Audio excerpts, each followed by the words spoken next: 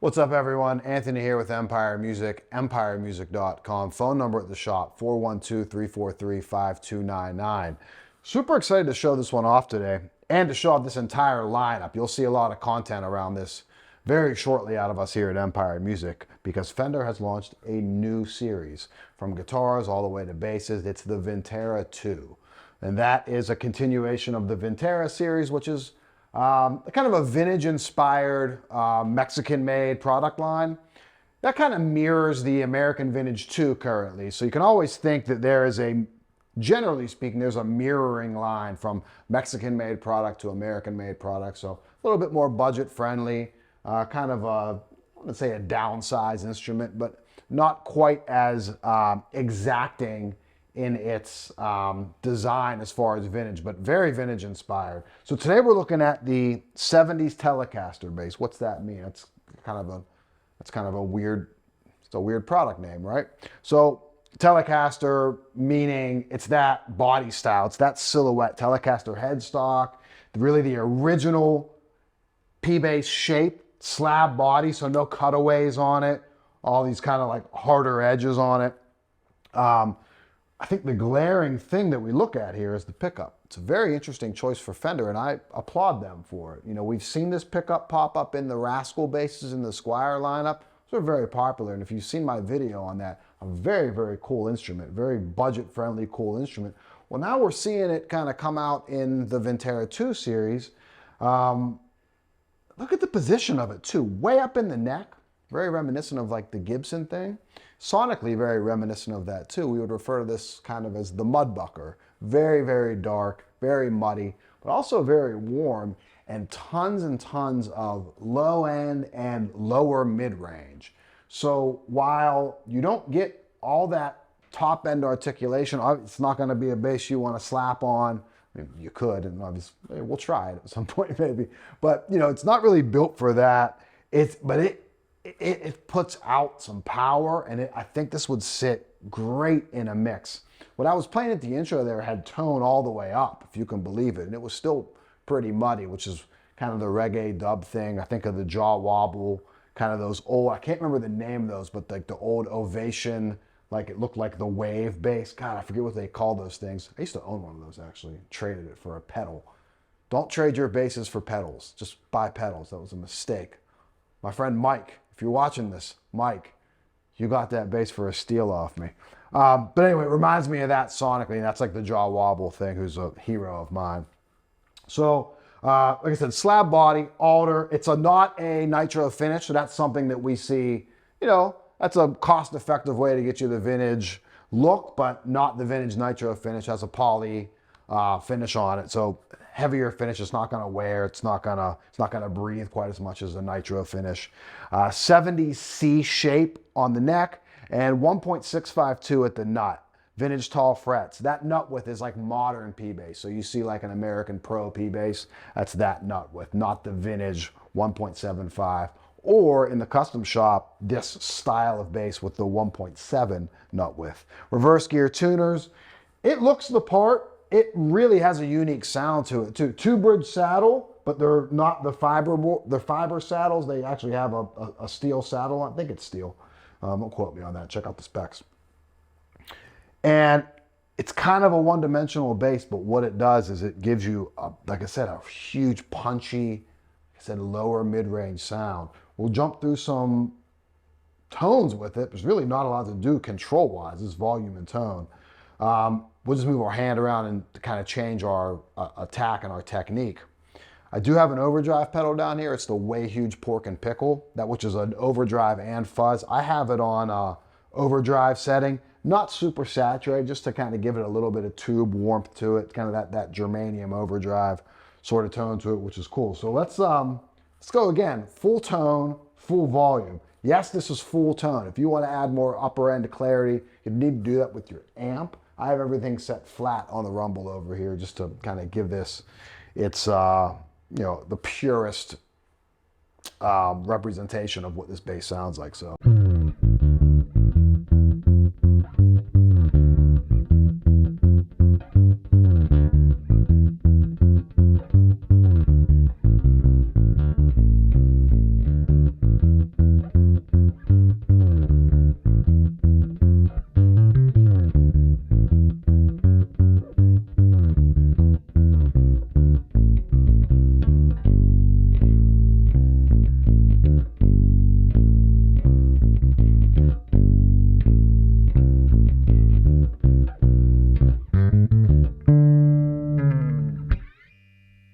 it's powerful. It's very, very direct, in your face kind of tone.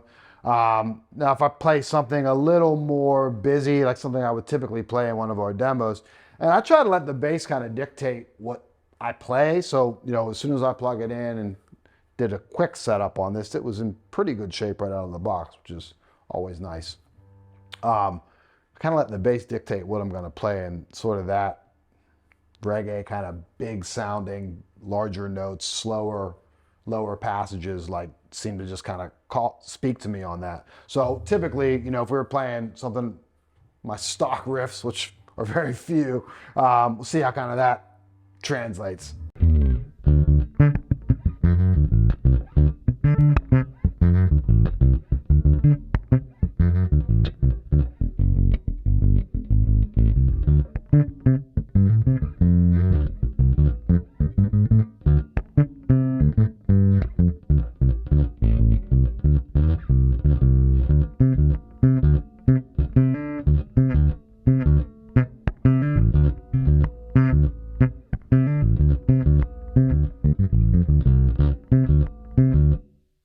Interesting, like, you know, when I typically play the P bass, we get that, like, the way that that note kind of, the envelope of that note kind of turns over to that, you get that trebly kind of bite, especially with a maple neck. You don't get that at all with this. And when I dig, I really got to dig in to get that.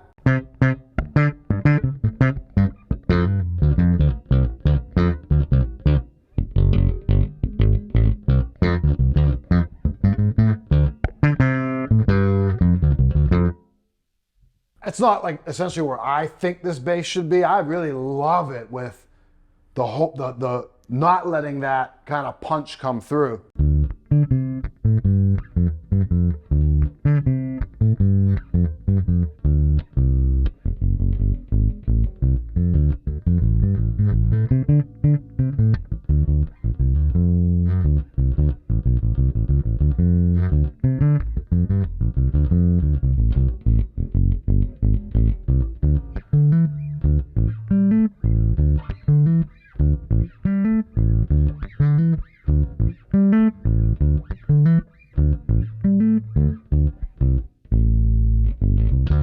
It's very cool there.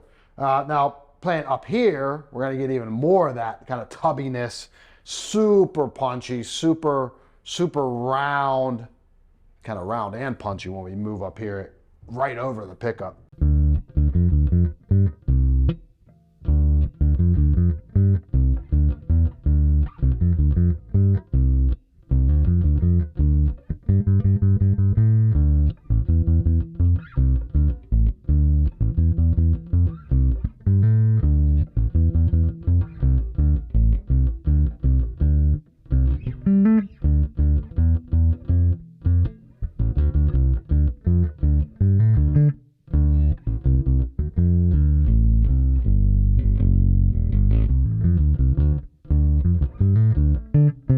It's almost like a low pass filter on that instantly. It was just taking all the top end out, which again, on its own, has a particular character to it that might not be everyone's favorite, but in a mix, man, that would just be an ultra supportive kind of bass tone. Let's move back to the bridge. This would be kind of interesting to see what we get, how much kind of bite we can pull out of an instrument like this.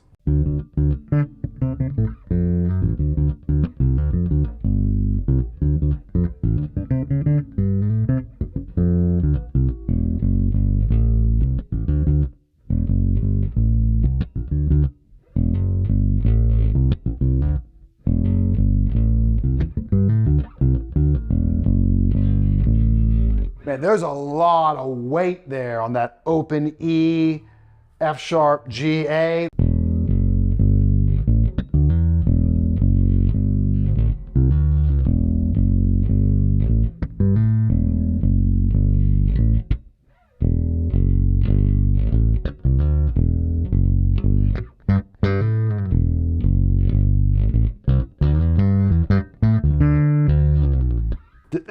It's massive sounding. I don't even have, there's nothing's cranked over here. This thing is just like, again, I can't, it's just a lot of weight. It's a lot of butt We'll keep everything clean here on the Empire chin. A lot of butt to that. Put some overdrive on that. See what kind of we get. Woo!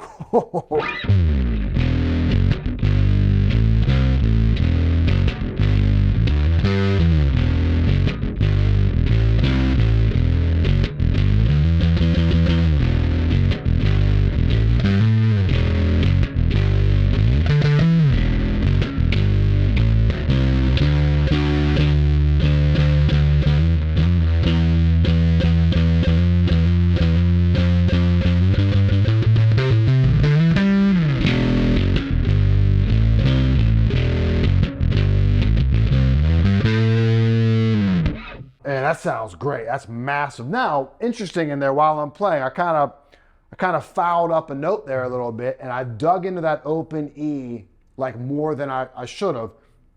Notice, at least with my touch and instant kind of reaction to this, which I love the chance to do that in a video, is like a lighter attack I think sounded better on this bass. So like this, huge, very, very big. Now, like it compresses too much in that when you really dig into it. That's a byproduct of this type of pickup, I think, and where it's at on the neck.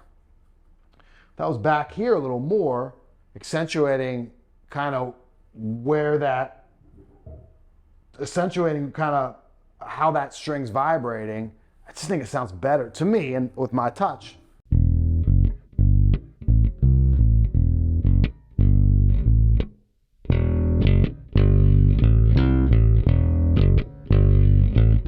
Yeah, I like it more with a lighter attack, and it doesn't seem to be losing any of that weight, any of that character to it.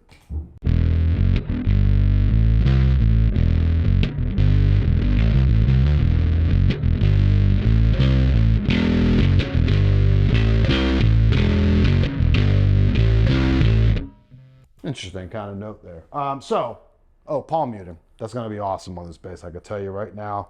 Love that type of pickup in that position with the palm muting thing.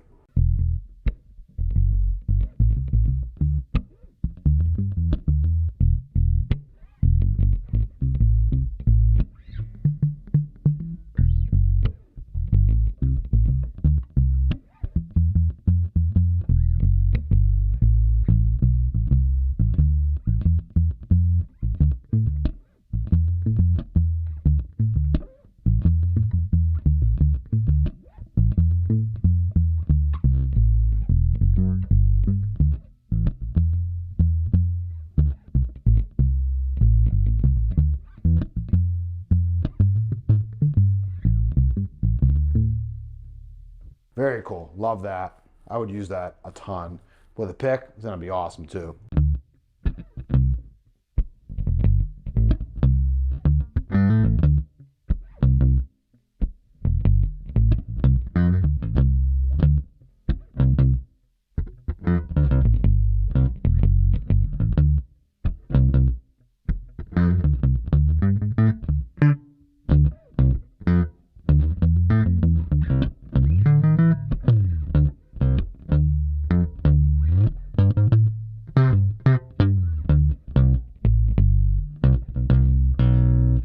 That pick adds all that upper end character that's missing finger style.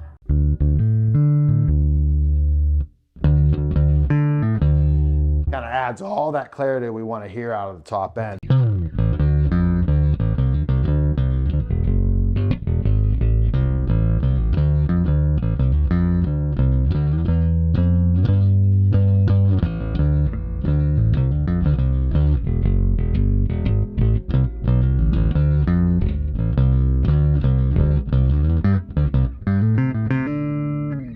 Biting off a Beastie Boys riff there.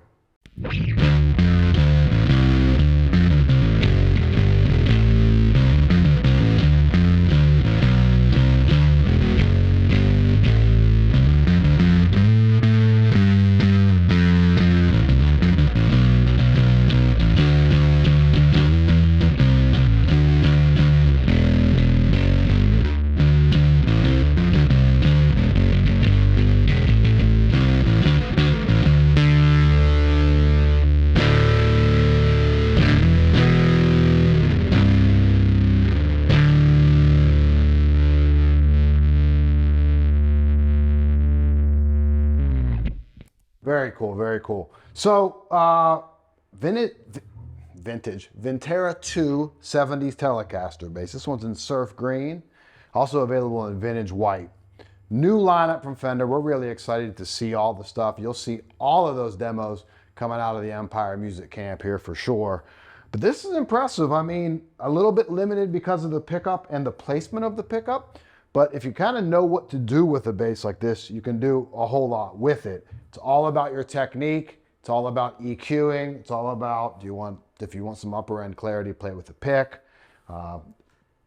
Choice use of maybe some effects on there. And like I said, some EQing might be important to you. But you can do a lot with it. And in a mix, this thing's going to sit beautifully. And it's a lot of fun to play too. So thanks for watching. Phone number at the shop's 412-343-5299. My email is anthony@empiremusic.com. See you next time. Thanks.